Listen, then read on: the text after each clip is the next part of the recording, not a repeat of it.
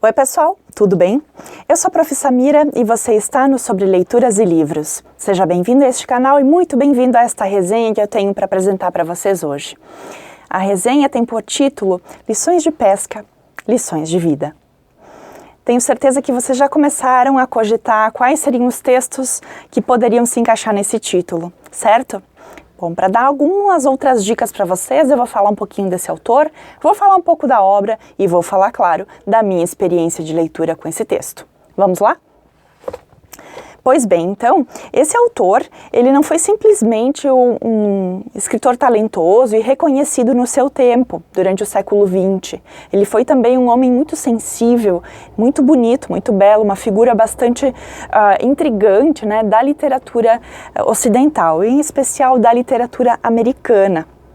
Pois bem, a sua vida foi repleta de dramas, de paixões, de ambições, né, de acidentes bastante graves.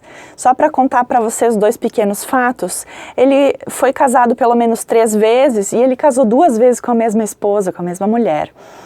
Pois bem, ele também sofreu 2 acidentes de avião. Graças a Deus ele sobreviveu aos acidentes. Ele foi voluntário também, voluntário da Cruz Vermelha, e ele foi motorista de ambulância durante a Primeira Guerra Mundial. E a partir dessa vivência que ele teve, né, com todo esse conflito, com todo esse entorno de guerra, ele pôde escrever, ele juntou materiais, né, e experiências para poder escrever uma obra que se chama A Farewell to Arms. Pois bem, na sequência, então, nesse período entre guerras, esse nosso autor, ele viveu em Paris, junto com outros grandes escritores, artistas, músicos, pintores, como, por exemplo, James Joyce, Pablo Picasso, Gertrude Stein, entre outras pessoas muito influentes, né, para o século XX. Ainda, na Segunda Guerra, ele deixou mais claro a sua posição antifascista e antinazista e, como cidadão americano, ele se dispôs a ser um espião em Cuba para angariar informações, então, para o governo americano. Em 1954, este autor recebeu o Prêmio Nobel de Literatura justamente por essa obra sobre a qual nós vamos conversar. E essa foi a última obra publicada por ele. Então, essa obra, ela vai ter 3 grandes personagens, talvez 4, vamos ver. Pois bem, a gente tem o grande personagem da obra, que se chama Santiago, que é um pescador, mas especialmente um sonhador. Nós vamos ter o menino e vamos ter também o peixe. A 4ª personagem que eu digo para vocês é o mar, o oceano, que também é um pouco arredio, que também é um pouco complexo, né? Tanto é que o nosso autor chama o oceano, chama o mar de La Mar. Justamente por ser dominado pela lua, por ter os seus altos e baixos, por ter os seus ciclos, assim como as mulheres. Interessante, né, essa jogada dele. Pois bem, vamos um pouquinho então para a nossa obra, para o nosso enredo. Já faziam 80 dias que Santiago não conseguia voltar para casa com peixes. Ele não estava conseguindo pescar. Então, no 85º dia, ele sai de casa resoluto e ele diz: hoje eu vou trazer um grande peixe das profundezas deste mar. Dito e feito, ele consegue sair de casa, 3 ou 4 dias, 3 dias depois, ele consegue voltar com um grande peixe. Pois bem, entre a saída, entre conseguir pescar esse peixe e voltar para a costa, muita coisa acontece. Muitas reflexões, muitos problemas, muitos embates acontecem. E aí nós vamos ter 3 personagens: Santiago, o peixe e o mar. E aqui ficam grandes ensinamentos para nós e muitas metáforas para a nossa vida, para como a gente compreende algumas questões. Eu até fiz algumas anotações aqui, porque eu acho que é bem importante eu falar para vocês. Nesse mundo volátil todo que a gente vive, que não deixa de ser uma relação ali com a pesca, né? A gente pode pensar em cada um de nós como grandes pescadores no mar da vida, a gente tem pelo menos uma grande certeza, que desde o primeiro minuto que a gente está respirando nesse mundo, até o nosso último suspiro, o que nos alimenta, o que nos sustenta, o que nos faz ir à frente é a esperança. Eu acho que essa é a grande sacada, é o grande ensinamento que Santiago nos traz nesse livro, justamente porque ele não desiste. E apesar de todos os percalços pelos quais ele passa para poder trazer aquele grande peixe para a costa, para a sua casa, ele não desiste. Ele acredita que é possível. Mesmo ele sendo já um pescador velho, com bastante experiência, mas já cansado, com menos força, com o físico abalado, com o emocional abalado, já que faziam pelo menos 80 dias que ele não pescava. Então, todos esses entraves estavam ali postos e que poderiam fazer ele desistir.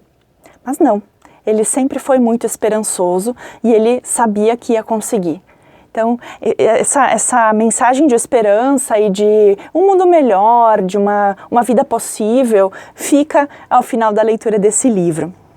Claro que eu falo para vocês aqui de Ernest Hemingway, O Velho e o Mar, na versão em inglês de Old Man and the Sea. É um livro bem pequeno, como eu disse para vocês, mas é um livro riquíssimo, é um livro cheio, repleto de bons diálogos, excelentes reflexões.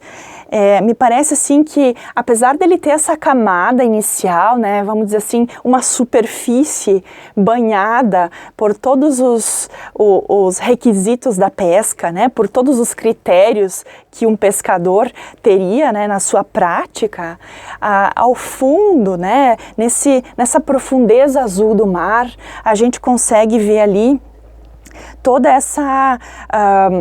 esse entendimento da vida, essa reflexão, né, sobre quem nós somos, o que nós fazemos, a quem devemos respeitar, quanto vale a minha vida, o que eu estou fazendo, que esforço é esse que eu faço e para que eu faço. Então, ficam ali vários ensinamentos bem interessantes para a gente.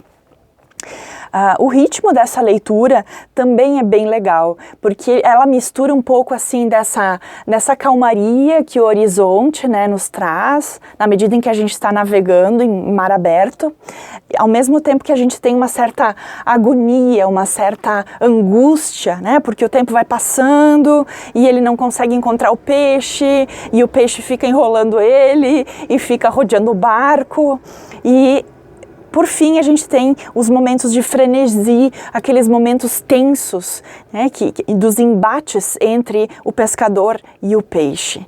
Tudo isso a gente consegue sentir na leitura desse texto. Eu até separei para vocês algumas citações que eu anotei na leitura do texto. Elas estão em inglês, mas a gente vai conversando e vocês vão entendendo um pouco delas também. Ele diz algo assim: Luck is a thing that comes in many forms, and who can recognize her? Então ele vai falar um pouco da sorte como algo que não tem uma cor, não tem um formato, não tem um modelo. A gente precisa reconhecer quando ela chega, porque é difícil de reconhecer a sorte. Uma outra citação que eu também anotei foi essa questão: Now is no time to think of what you do not have. Think of what you can do with what there is. Então aqui a gente volta um pouco para aquela nossa frase clichê que diz assim: faça o que você puder, aonde você estiver, com o que você tiver. Mais ou menos um pouco isso, né? Que dá para fazer alguma coisa a partir de onde a gente estiver, do modo como a gente pensa, do modo como a gente é. Me parece bem interessante. E por último, eu acho que a citação mais bonita desse livro, pelo menos para mim, é essa aqui. If I were him, I would put in everything now and go until something broke. But thank God they are not as intelligent as we who kill them, although they are more noble and more able. Aqui ele fala sobre o peixe e a relação do peixe com o ser humano, que apesar dos seres humanos serem mais inteligentes do que os peixes são mais nobres e mais capazes. Então, para mim essa obra foi assim, um prato cheio. Eu não esperava me surpreender tanto com uma obra, uma novela tão conhecida e quase um best-seller, eu diria, mas ao mesmo tempo ele é um best-seller e não deixa de ser um grande clássico da literatura americana. Então fica aqui a minha dica, fica aqui a minha recomendação. Eu espero que vocês tenham curtido essa resenha. Por favor, deixem os seus comentários, se inscrevam nesse canal para a gente continuar conversando e disseminando esse nosso amor, essa nossa paixão sobre a leitura, sobre os livros e sobre os leitores. Um abraço a todos, fiquem bem, até mais!